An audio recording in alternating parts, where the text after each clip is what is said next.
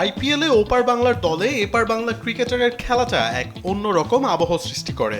আইপিএলে বাংলাদেশিদের মধ্যে সর্বোচ্চ দামের রেকর্ডটা এতদিন ছিল মাশরাফি বিন মুর্তজার।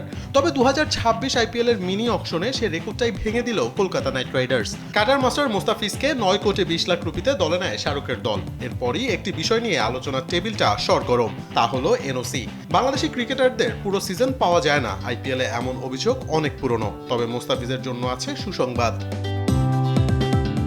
আইপিএলে প্রায় পুরো সিজনের জন্যই এনওসি দেওয়া হবে কাটার মাস্টারকে। তবে মাঝে ছোট্ট বিরতি হয়ে আসতে পারে নিউজিল্যান্ড সিরিজ। এপ্রিলে টাইগারদের বিপক্ষে 3 ম্যাচের ওয়ানডে এবং 3 ম্যাচের টি-20 সিরিজ খেলতে বাংলাদেশে আসবে কিউইরা।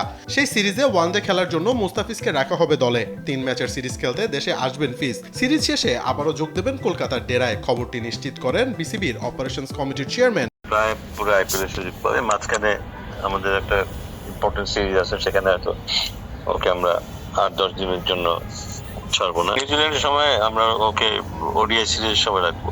এখন পর্যন্ত আইপিএল এর আনুষ্ঠানিক সূচি প্রকাশ করেনি বিসিসিআই। সেক্ষেত্রে মোস্তাফিজ কয়টি ম্যাচ মিস করবেন তা এখনো বলা যাচ্ছে না। তবে সর্বোচ্চ 2টি ম্যাচ মিস করতে পারেন কাটার মাস্টার। এতে করে অবশ্য খুব একটা ঝামেলায় পড়ার কথা না কেকেআরের। এছাড়া পাতিরানার সাথে ফিজের কম্বিনেশনটাও দারুণ। পুরো সিজনে ফিজকে পাওয়াটা নিঃসন্দেহে স্বস্তির কলকাতার জন্য। এখন দেখার অপেক্ষা ফিজ কিভাবে ওপারের বাংলায় নিজের জাতটা চেনান।